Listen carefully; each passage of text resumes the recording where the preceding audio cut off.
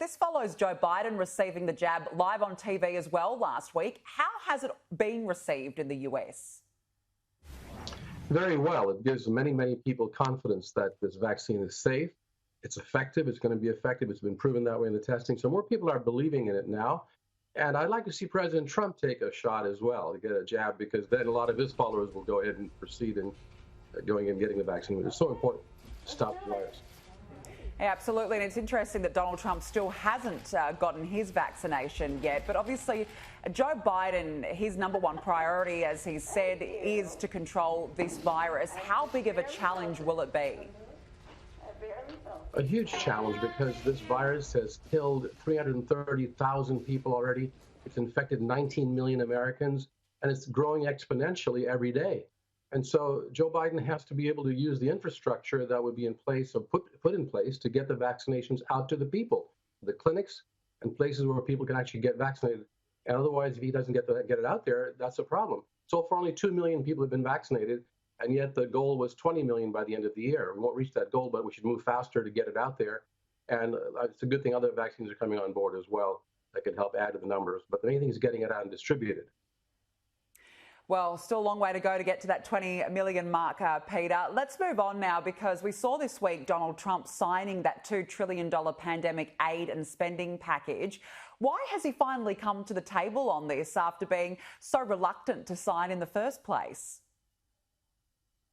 Well, it was actually $900 billion for the COVID relief and the stimulus.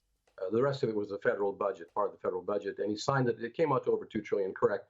And he did that because it's time to move forward and get the money into people's hands. And I'm disappointed that he waited so long, because now you have people waiting still to get those checks, and they have to pay their rent, their housing mortgages, put food on the table for their children. And it's being very difficult to do that right away. And they may even miss 1 week's worth of payment because he waited. But at least he got it done. And he's also pushing for $2,000 instead of the $600 stimulus, which is a very good thing. And now the Senate is voting on it. It's going to be voting on it this week. And there's a big interesting development, because many Republicans are coming aboard now to support that $2,000 check, which all the Democrats supported before, and they already passed it in the House yesterday.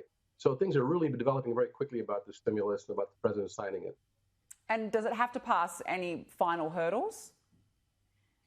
It does. The U.S. Senate has to approve it tomorrow, which they'll do. They're debating it today, actually. And as I said, the Georgia candidates running for the Senate, the re-election candidates, Loeffler and Perdue, those are Republican senators who've actually come aboard and said that they support the $2,000 increase, the increase of $2,000, which President Trump was pushing, and Democrats have already approved. The House voted by a two-thirds majority, more than two-thirds yesterday, to go ahead and include the $2,000 stimulus, not the $600 part. So that's already on its way. The Senate is going to be touch and go, because now Bernie Sanders is threatening to hold up the defense authorization bill unless the Senate acts to vote on it tomorrow, this week itself. He wanted to vote on Wednesday, which is tomorrow, to up and down. He wants to see which senators are going to refuse the American people the $2,000 and which ones are going to support it. And so he wants to get it done, and he's pushing it. And one senator can hold things up considerably, even on going back home on a vacation or starting their break. They can't even do it without the assent of all the senators. So Sanders has a card to play right now, and he's pushing that $2,000. I think the president was good in also putting it out there and supporting it. Donald Trump is now in his final days ahead of that January deadline. Is it fair to say, Peter, that this is his big finale, signing off on it? It's a big accomplishment if he can get it through the Senate and the House. It's already gone through the House, like I said.